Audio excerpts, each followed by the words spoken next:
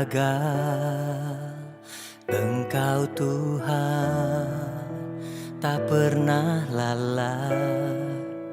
Setiap hari menanti janjimu, ku tak lelah menunggu jawabmu.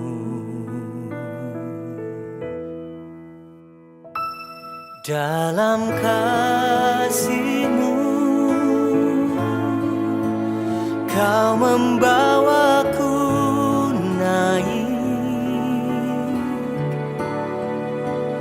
dalam kuasa-Mu aku berlindung.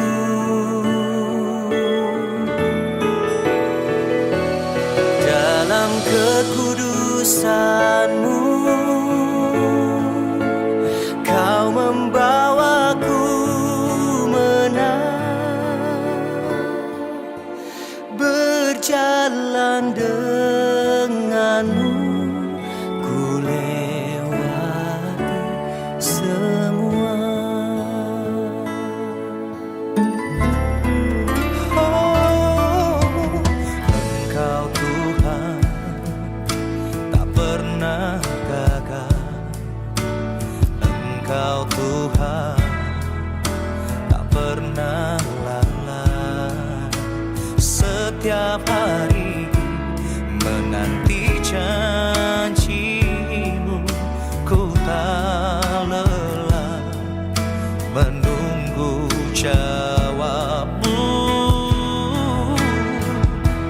Dalam kasih-Mu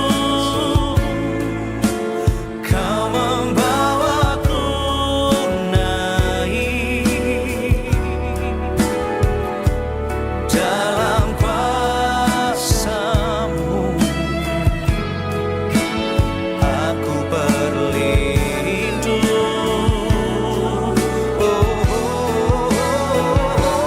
Dalam kekudusan-Mu Kau membawaku menang, berjalan denganmu, ku lewati semua.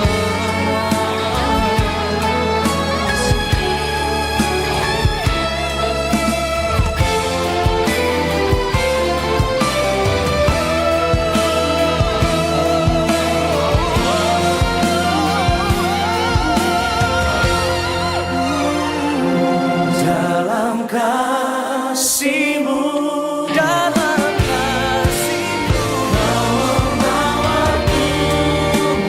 Kau membawaku naik, dalam kuasa-Mu aku berlindung.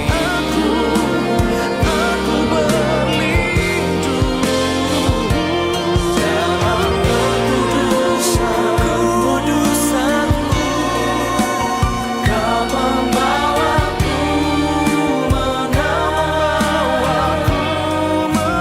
berjalan denganmu, ku lewati semua.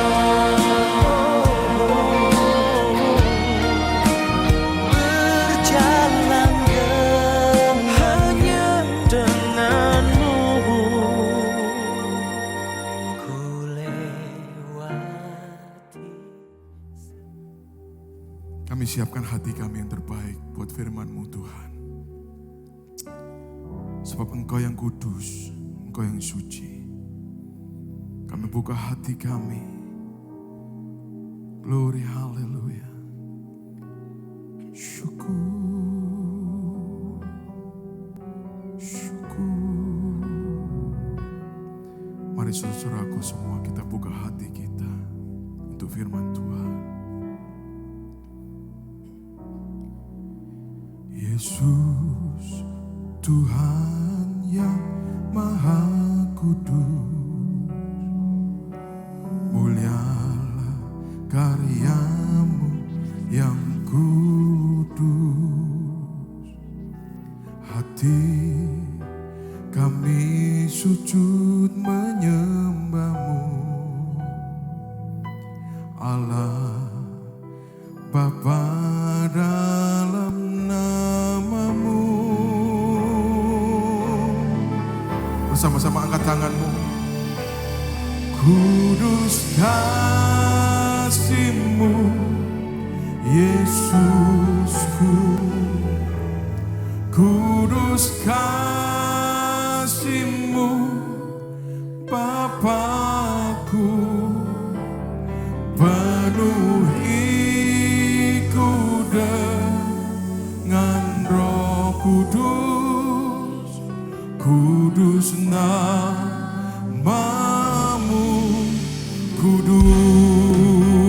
Boleh berikan sorak-sorai tepuk tangan paling meriah buat Tuhan kita yang dahsyat. Allah kita yang kudus, Allah kita yang suci, kekal selama-lamanya.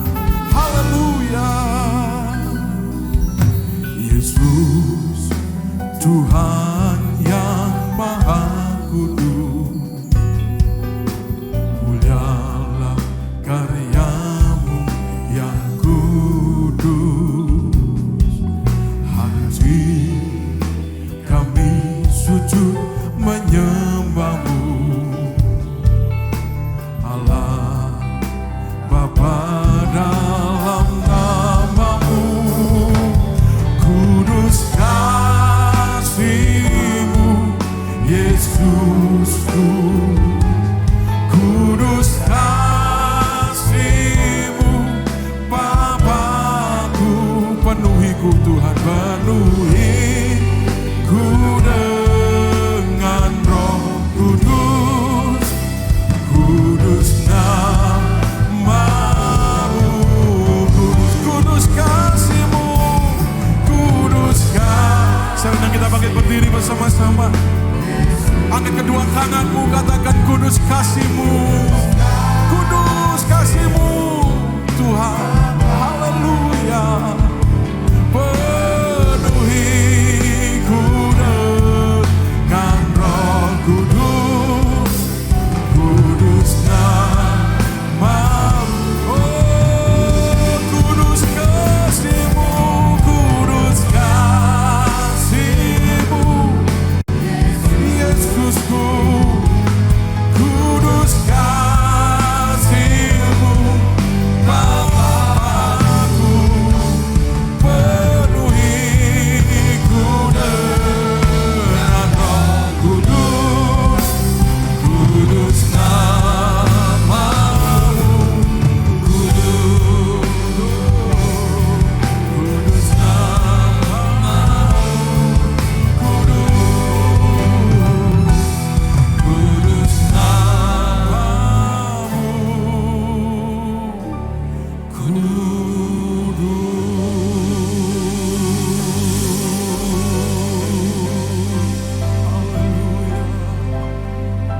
Kudus, kudus, kuduslah Tuhan.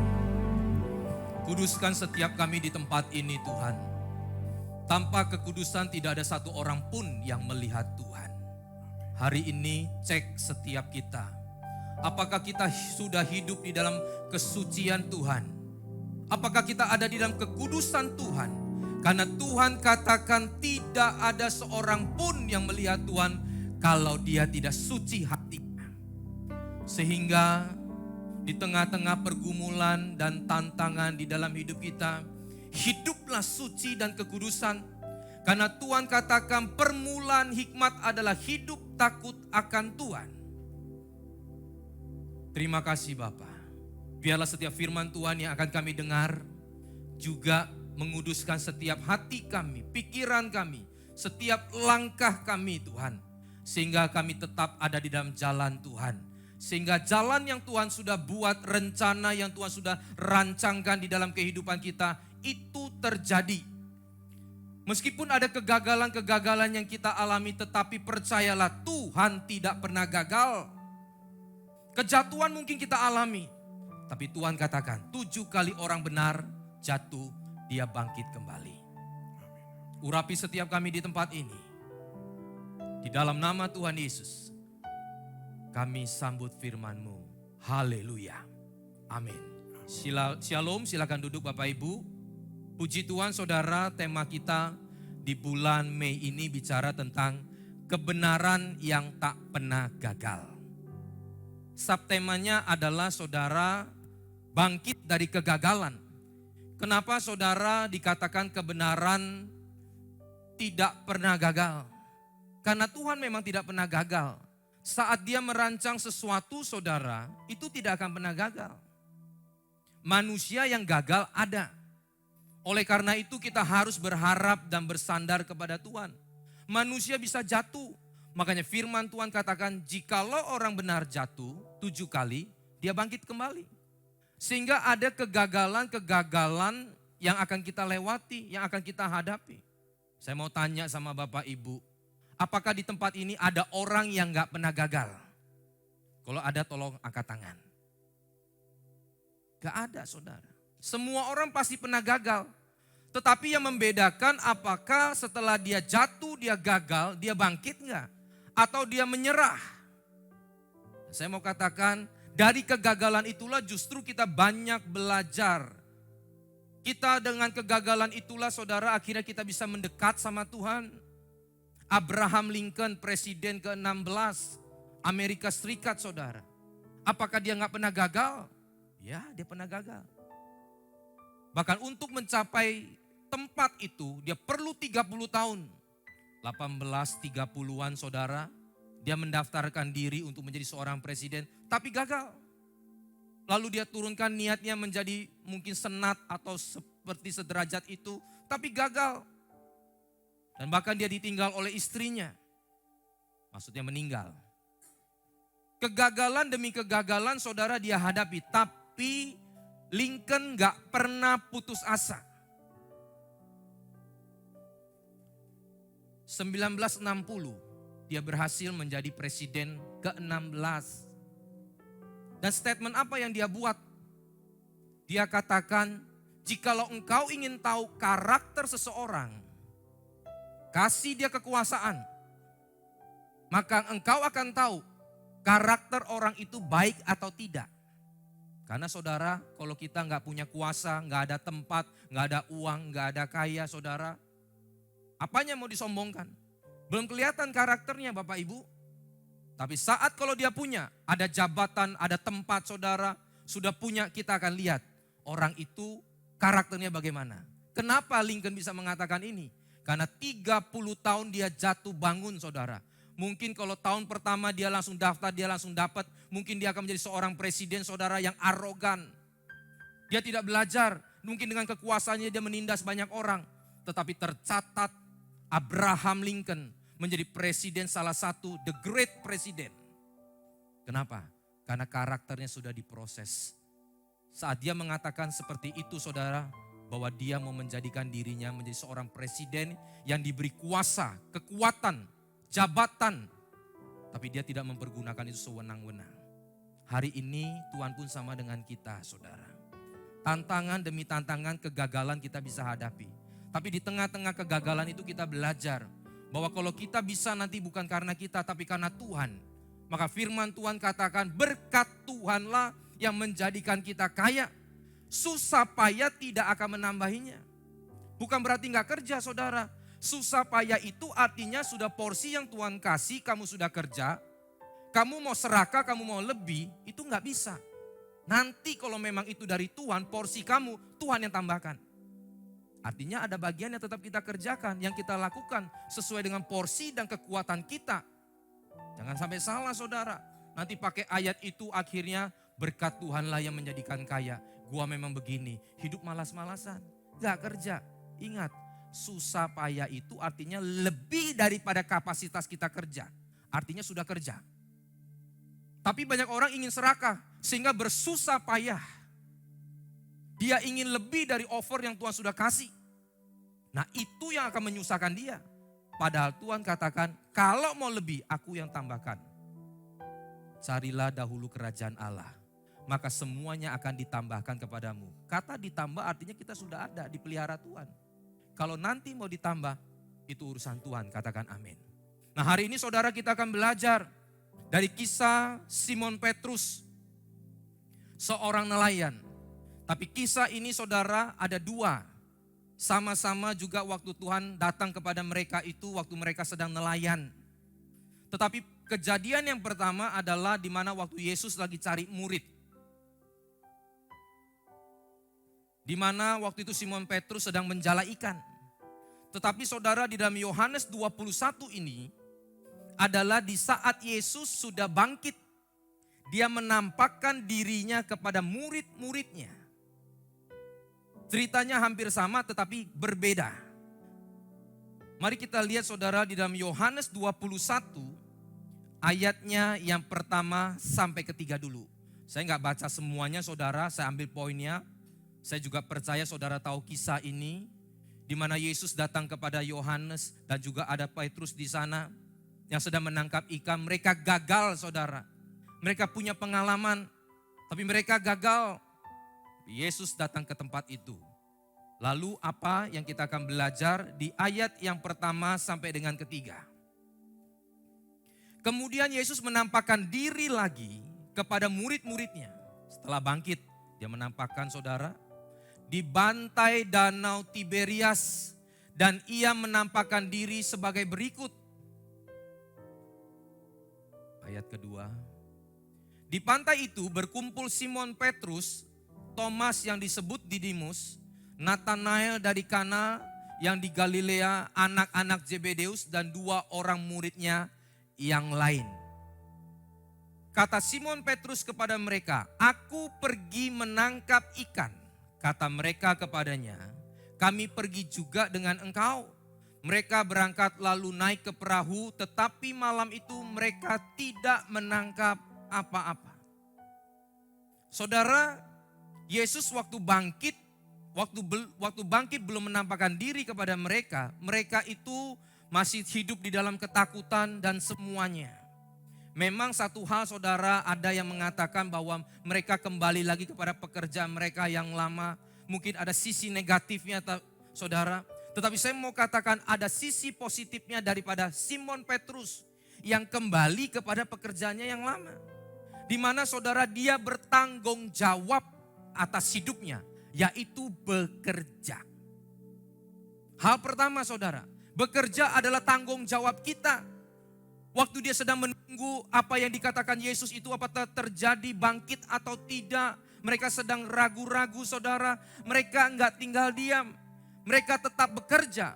Artinya hal pertama kalau kita mau bangkit dari kegagalan kita, kita harus bekerja dulu. Bekerja bukan berarti saudara artinya ya istri kerja, anak kerja, suami kerja. Enggak.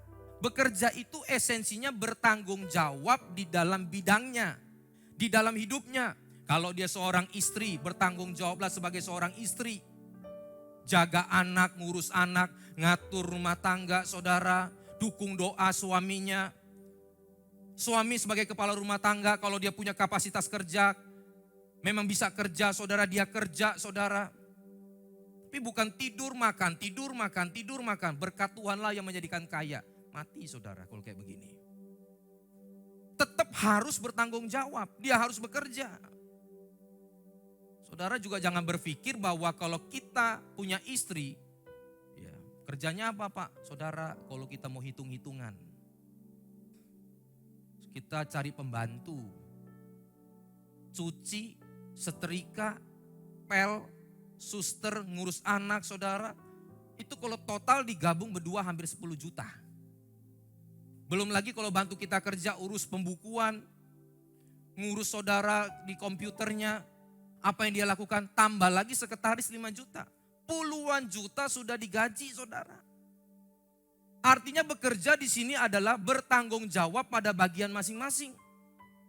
Suami pun sama, seorang anak pun sama. Apa tugasnya sekarang? Sekolah yang baik. Itu bekerja. Orang kalau mau bangkit dari kegagalannya, bertanggung jawab dulu akan hidupnya.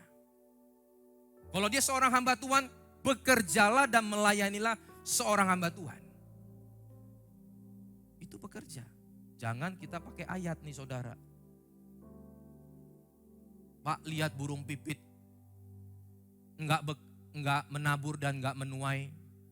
Dipelihara Tuhan Pak. Kita kan anak-anaknya. Saudara boleh baca kembali nanti. Kalau tidak menabur, tidak menuai, itu artinya tidak bekerja untuk orang lain. Nabur untuk orang lain. Membantu untuk orang lain. Burung itu enggak. Dia enggak urusin burung lain. Dia ngurusin dirinya dengan apa? Dia buat sangkar di atas pohon, betul? Dia buat rumah dia tinggal, artinya dia bertanggung jawab sebagai seekor burung. Kalau dia melahirkan anak, dia akan cari makanan, entah itu cacing atau ranting atau apa, dia akan kasih ke anak-anaknya. Dia bertanggung jawab sebagai induk seekor burung. Tanggung jawab pada bagiannya. Lalu lihat bunga di bakung, Pak. Yang tidak pernah bekerja dan tidak memintal. Tuhan pelihara dia bahkan lebih indah daripada Salomo. Kita nggak ngerti. Bukan berarti dia tidak kerja. Dia cari itu air, dia ambil nutrisi. Kalau nggak ketemu dia akan terus turun ke bawah sampai menemukan air dan nutrisi. Sehingga saudara tumbuhan itu akan tumbuh untuk dirinya. Bertanggung jawab untuk dirinya. Lalu kenapa Pak tidak dikatakan akan lebih indah dari Salomo? Salomo itu orang yang bisa memintal. Dia orang kaya saudara. Bisa dandani dirinya. Bunga itu nggak bisa. Memintal itu saudara tahu. Memintal itu bekerja menjahit. Bunga itu nggak bisa. Dia taunya mengasupi dirinya saudara. Memberikan makanan, gizi, air kepada dirinya. Tumbuh. Tuhanlah yang merajut. Tuhanlah yang memintal. Itu maknanya. Tetapi esensi sebagai seorang bunga, tanaman, esensi sebagai seorang burung pipit, burung-burung di udara itu, mereka bekerja sesuai dengan kapasitas yang Tuhan sudah kasih. Jangan gunakan ayat saudara untuk membenarkan apa yang salah. Makanya kata susah payah tidak akan menambahinya. Susah payah itu over dari yang Tuhan sudah mau kasih. Kerja bagian kita, gak perlu susah payah. Banting tulang, waktunya tidur jam 11, tidurnya jam 3 pagi, jam 4 pagi. Bangun jam 7 kerja lagi, gak ada waktu untuk keluarga, gak ada waktu untuk pelayanan, gak ada waktu untuk istirahat. Inilah yang terjadi kalau kita akhirnya over bersusah payah. Itu yang Tuhan ngomong, bersusah payah gak akan nambah. Begitu uang masuk, kena sakit, obati, uangnya habis. Memang gak semua seperti itu. Tapi kita harus hati-hati. Jangan saudara akhirnya kita diperbudak oleh pekerjaan kita, itu maksudnya. Tapi tanggung jawab sebagai seorang yang bekerja itu harus kita lakukan. Saudara, saya dulu sekitar 25 tahun yang lalu, saya belum Kristen. Saya pergi ke Amerika bekerja saudara, ini belum Kristen nih. Yang mau saya ceritakan adalah bahwa kalau orang mau berusaha saja, kerja saja, pasti hidupnya bisa berhasil. Kita ini dididik dari orang Chinese. Orang Chinese kan ya taunya kerja. Makanya ada lagu tuh. Sahun tiju tiang, cihun kau babiang. Ngerti gak saudara? Pura-pura aja ngerti. 3 Tuhan yang tentukan, 7 kita yang lakukan. Maka akan berhasil. Itu kita dididik seperti itu, sehingga kerja keras. Saya ngomong sama papa saya, kasih saya uang tiket, uang tur, sama uang saku 3 bulan. Saya pergi, 3-4 bulan saya akan kembalikan. Papa saya gak percaya. Tapi target saya sebetulnya bukan itu, ada yang lain saya gak bisa cerita Bapak Ibu. Saya singkat cerita, saya di Amerika kerja gak diterima, bahkan saudara saya kerja 2 hari di restoran Korea, di mall. 2 hari langsung dipecat. Kenapa? Karena dibilang gak bisa kerja. Loh kok gak bisa? Kerja sesuai jam kok. Dia lihat saya berdiri, saudara, senderan. Di tembok, senderan di counter. Jalan saudara seperti orang gak ada tulang. Langsung 2 hari get out. Kenapa? Dia bilang model kayak kamu begini gak bisa kerja. Sejak saat itu saudara saya berdiri gak pernah mau sender tembok. Kalau ke sender saya ingat kejadian itu, kan memori selalu ada toh, sender saya ingat, saya balik. Wah ini orang nilai saya gak bagus. Lalu singkat cerita saudara saya kerja di ice cream shop. Dikenalkan teman, saya kerja di sana Mau nggak mau karena sudah nggak ada makan, saudara, saya mau makan pun ke tetangga sebelah orang Indonesia. Udah belum makan Hendri? Saya senyum-senyum aja. Itu di meja ada makanan. Begitu saya buka, saudara, ada lauk, daging, ada ikan, ada sayur, ada sup yang saya ambil, nasi putih, sup sama kecap. Loh Hendri kok makannya begitu? Iya tante sudah makan. Disitulah saudara air mata keluar saudara. Orang diajar mandiri itu kadang-kadang seperti itu. Hidup susah baru tahu carinya uang susah. Baru kita bisa menghargai orang tua kita yang menjaga, merawat kita susahnya seperti itu. Saya masuk di toko ice cream shop itu. Masuk dari pintu depan mulai ke belakang saudara. Saya pikir wih luas kayak begini saudara tempatnya. Jalan dari depan, wah saya pikir mau dikasih jabatan apa nih. Sampai di belakang saudara itu toilet. This is your job. Cleaning the toilet, everyone get to the toilet and get out, you get in katanya. Saudara, kita orang check out, kita check in saudara. Nanti kalau sudah after semua work, you bersihkan ini semua. Karena memang gak ada uang, gak ngomong gaji. Udah kerja. Bersihkan, akhir bulan saudara dapat 1.000. Maaf saya sebutkan nominal, karena nanti saya akan jelaskan. Bahwa orang bekerja itu bisa menghasilkan. Setelah saya kerja 1 bulan saudara, saya bantu orang cuci mesin. Soft ice cream, kalau saudara pernah lihat. Yang sekarang lagi terkenal, galeri itu saudara. Wah, saya bisa cuci, saya bisa bongkar. Saya bisa pasang, orang bisa bongkar gak bisa pasang. Saya bongkar, saya pasang lagi bisa. Tak cuci saudara, cuci bisa. Akhirnya orang ini pergi sekolah karena mahasiswa. Akhirnya saya ambil posisi dia, posisi saya diambil orang. Bantu buat ice cream, saya bawa lagi ke depan, bantu di kasir depan, bantu jualan Sabtu, Minggu, sama Jumat itu rame, saya bantu lagi saudara. Selang 2-3 bulan keluar lagi orang itu sekolah, saya ke depan. 1.000, 1.400, 1.800. 1 tahun kemudian, yang punya restoran mau pindah ke Meksiko. Hendri 2 aja. 1 kamu lanjutkan dengan gaji 2.400, 2.400. Semua kamu rembes di kantor, bensin, tempat tinggal, makan semua. Kedua kamu jual. Karena saya punya target yang lain, saudara perlu 2 tahun untuk susun rencana. Saya perlu 2 tahun, saya tinggal 2 tahun di sana. Yang saya mau coba katakan begini Bapak Ibu. Orang yang bekerja saja, berkat umum itu Tuhan kasih. Makanya saudara lihat di luar sana. Kalau mereka gak malas, mereka hidup mau bekerja bertanggung jawab, Tuhan juga pelihara. Karena berkat umum itu Tuhan berikan kepada semua keturunan Abraham. Baik itu dari Sarah, dari Hagar, dari Keturah. Tuhan kasih. Tapi keselamatan hanya Abraham, Ishak, Yakub. Kegagalan itu bicara apa? Kegagalan itu juga bicara untuk umum.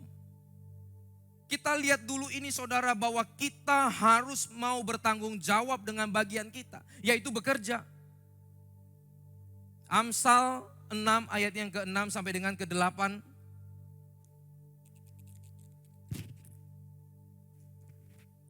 Amsal 6 ayat yang ke-6 sampai dengan ke-8. Hai pemalas, pergilah kepada semut, perhatikan lakunya. Tuhan suruh kita pergi tuh ke semut. Nanti lain kali kalau ada di rumah yang semut, saudara perhatikan tuh semut. Dan jadilah bijak. Orang kalau ngelihat semut bisa bijak. Ini luar biasa enggak? Apa yang akan merubah cara pikir kita sehingga kita menjadi bijak? Ayat 7. Biarpun tidak ada pemimpinnya dan tidak ada koordinatornya ataupun saudara penguasanya, ia menyediakan roti di musim panas dan mengumpulkan makanannya pada waktu panen. Saudara, semut itu gak ada pemimpinnya. Tapi mereka tetap bekerja. Makanya Tuhan katakan, bekerjalah seperti kepada Tuhan. Gak ada bos, gak ada supervisor, gak ada yang lihat kita saudara. Tetap kita kerja. Ada bos juga kerja, jangan salah nih saudara. Ada orang ada bos dia nggak kerja, nggak ada bos dia kerja, salah. Ada yang ada bos dia kerja, nggak ada bos nggak kerja, itu juga salah. Ada bos kerja, nggak ada bos lebih kerja. Karena kalau ada bos saudara kerja, saudara akan dapat prestasi, betul? Kita hidup begitu saudara, nyata. Di depan orang kita kerja, nggak ada orang juga kita kerja. Jangan saudara nanti duduk di samping. Tuh lihat, ada bosnya dia baru kerja, munafik. Kayak gua dong gak munafik, nanti gak ada bos gak kerja. Salah. Ada bos gak ada bos kerja. Kita gak usah naif, hati kita yang gak beres. Ada something wrong. Itu yang buat kita akhirnya saudara tetap menjadi orang yang seperti itu. Lalu Tuhan katakan apa? Mereka merencanakan, ayat ke-7 tadi, semut itu tahu musim. Kalau semutnya orang Indo, saudara dia tahu 2 musim.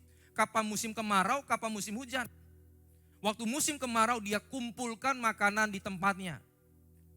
Untuk induknya juga, untuk terus dia melahirkan. Nanti kalau musim hujan dia gak keluar karena dia gak akan bisa kena air.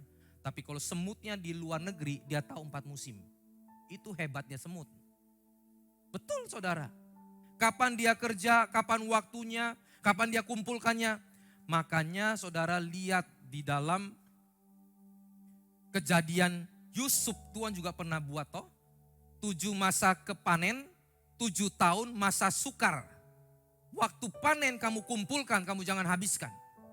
Nanti kalau masa sukar itu baru dipakai pelan-pelan dan orang dari luar sana akan kepada kamu.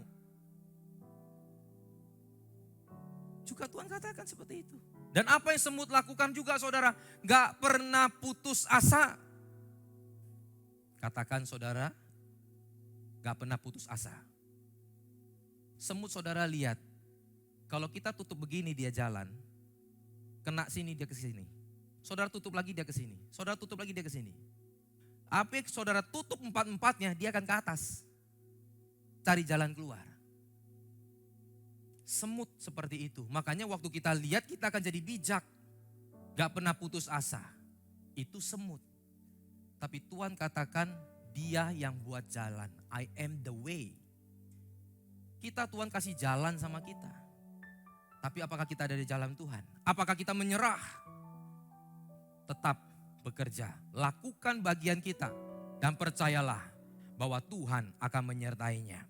Ayat yang ke-6 saudara kita lihat di dalam Yohanes 21 ayat yang ke-6 dikatakan apa? Tebarkanlah jalamu. Maka kata Yesus kepada mereka, tebarkanlah jalamu di sebelah kanan. Kanan ya kanan saudara. Itu bukan berarti saudara tafsir kanan itu karena Yesus duduk di sebelah kanan. Enggak, kalau Tuhan suruh ke kiri juga ke kiri. Belakang juga akan jadi, depan juga akan jadi. Jangan saudara yang gak perlu ditafsir berlebihan. Bahkan yang katakan kanan madu pak, kalau kiri racun. Itu kan lagu saudara. Madu di tangan kananmu. Nah madu lalu diambil madu karena dari lebah. Lebah karena begini, dihasilkan bisa begini, kemana-mana. Padahal maksudnya adalah taat. Saudara dikatakan tebarkanlah jalamu di sebelah kanan perahu, maka kamu akan peroleh. Lalu mereka menebarkannya, lalu mereka melakukannya ikut instruksi, ikut nasihat. Dan mereka tidak dapat menariknya lagi karena banyaknya ikan. Yang kedua saudara, kita harus mau dengar nasihat. Dan ada yang menarik. Apakah Simon Petrus sudah tahu bahwa itu adalah Yesus? Tidak. Dikatakan ada yang menghalangi mata mereka. Mereka tidak kenal. Mungkin karena suasananya gelap, karena kabut, karena jaraknya jauh. Tidak tahu. Yang pasti mereka belum tahu bahwa itu adalah Yesus. Tapi kenapa dia dengar? Artinya mau dengar nasihat. Nah nasihat itu dari mana? Saudara, tadi saya sudah katakan bahwa ini kejadian yang kedua. Yang pertama mereka pernah dengar. Yesus katakan helakan, lempar jalamu ke sebelah kanan. Mereka masih terekam, masih termemori dengan apa yang Yesus pernah katakan. Hari ini saudara lihat kita dengar firman Tuhan. Itu tidak akan pernah kembali dengan sia-sia, katakan amin. Saat suatu ketika saudara mengalami masalah, kita ada di dalam masalah, maka firman yang pernah kita dengar itu akan datang kepada kita. Makanya kita akan respon. Secepat itu saudara kita akan respon. Makanya waktu ikan tebarkan jalamu, dia langsung termemori saudara. Saudara kalau mau kita mempengaruhi pikiran orang, saudara misalkan kita ngomong, Bu 5 ya, besok ambil lagi jam 5. Tolong nanti jam 5 ke tempat saya. Nanti jam barangnya kira-kira 5. Nanti yang datang orangnya 5. Kata 5 kalau itu terus dibicarakan, dia duduk di sini saya akan tanya, Bapak suka 5, 6, 7 atau 8? Dia akan ngomong 5. Karena yang termemori itu begitu. Makanya waktu dikatakan tebarkan jalamu, mereka langsung tebarkan jalamu. Dengar nasihat. Gak akan pernah sia-sia. Yang menjadi sia-sia begini. Kalau kita datang di dalam gereja, gak fokus, gak dengar, bahkan tidur. Gak pernah dengar artinya. Nah apanya yang mau termemori? Itu yang menjadi sia-sia. Kalau kita fokus, kita dengar saudara, kita kembali dari tempat ini mungkin ada sedikit lupa. Tapi itu akan kembali kepada kita. Saat kita mengalami kejadian yang sama itu bisa kita ingat. Itu yang terjadi kepada Simon Petrus. Dia nggak tahu siapa yang ngomong. Tapi begitu dia tebarkan jala, dia pernah dengar nasihat itu, dia lakukan. Saya pernah bawa mobil saudara di jalan tol. Tiba-tiba saudara di depan saya ada mobil terbalik. Dan firman Tuhan yang datang pada saat itu cepat sekali. Bahkan lebih kurang daripada 1 detik. Itu firman bahwa orang Samaria yang baik. Saya terpikir lewinya, saya terpikir imamnya langsung jalan. Itu saya langsung injak rem saudara. Mobil yang terbalik itu, lalu saya turun. Ada juga beberapa orang, kita turun. Kita coba cari orangnya, akhirnya ketemu. Kita pecahkan, kita keluarkan. Karena dekat gerbang tol kita panggil saudara. Akhirnya kita jalan. Gak semua orang harus seperti itu. Saya selama ini juga pernah lihat ada orang terbalik, saya juga gak turun saudara. Bukan setiap kali orang seperti itu saya turun, enggak. Tapi firman yang mempengaruhi kita. Firman yang pernah kita dengar itu kalau tiba-tiba datang saya tahu itu momentumnya Tuhan. Saya harus lakukan.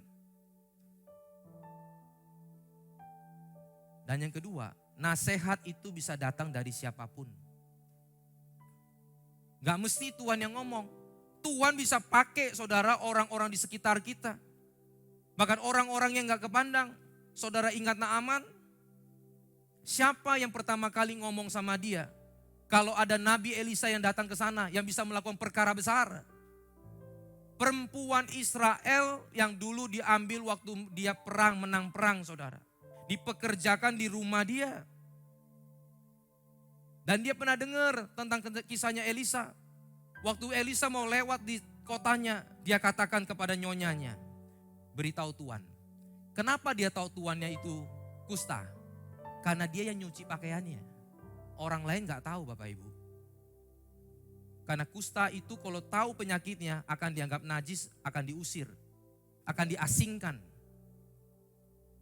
Tapi Naaman saudara menutupinya dengan jubah panglimanya. Jangan lihat orang covernya. Semua orang itu ada masalah. Saudara jangan berpikir bahwa oh Pak rumahnya enak begini. Ada masalah saudara. Kita pun ada masalah. Sehingga dia katakan, Bu itu ada nabi yang bisa menyembuhkan. Nyonyanya ngomong sama Naaman. Itu ada nabi yang bisa menyembuhkan. Apa yang terjadi setelah itu? Naaman diperintahkan untuk turun 7 kali. Rontok semua kustanya. Dan Tuhan kasih apa dikatakan? Kulitnya seperti kulit anak-anak. Umurnya pasti lebih dari 40-50 saudara. Dia bukan 17 tahun karena seorang panglima. Tapi kenapa dicatat oleh Alkitab kulitnya bahkan dikatakan kembali seperti remaja. Itu bukti bahwa Tuhan yang lakukan. Dokter bisa sembuhkan. Tapi kalau diberi sesuatu yang gak mungkin dilakukan oleh manusia, itu pekerjaan Tuhan. Dengar nasihat saudara dari siapapun. Apalagi dari firman Tuhan yang akan kita dengar. Kita lihat di ayat selanjutnya, di ayat ke 24 ayat yang ke-6. Amsal 24 ayat yang ke-6 dikatakan. Karena hanya dengan perencanaan engkau akan dapat berperang. Dan dengan kemenangan tergantung. Perang belum tentu menang. Rencana boleh perang saudara. Perang boleh rencana. Tapi untuk kita menang itu tergantung sama nasihat. Nasihat dari penasehatnya, nasihat dari prajuritnya, dari komandan perangnya saudara. Ini bos kalau kita maju nanti begini, lebih baik kita begini. Dia dengar nasihat baru bisa menang. Kita bisa rencana di dalam perang kita saudara. Kita bisa berencana di dalam kehidupan kita. Tapi nasihat-nasihat orang sekeliling kita jangan abaikan. Apalagi nasihat firman Tuhan. Hal yang ketiga, ayat yang ke-7. Apa yang Petrus lakukan setelah dia baru tahu bahwa yang ngomong itu adalah Yesus yang adalah guru dan Tuhannya. Di Yohanes 21 ayat yang ke-7 itu dikatakan, maka murid yang dikasihi Yesus itu berkata kepada Petrus, itu Tuhan, itu guru kita. Ketika Petrus mendengar hal itu, bahwa itu adalah Tuhan, maka ia mengenakan pakaian. Orang pada saat itu kalau mancing, nelayan cuma pakai seperti tutup gitu. Begitu dia tahu dia langsung pakai jubahnya saudara, dia langsung terjun ke air.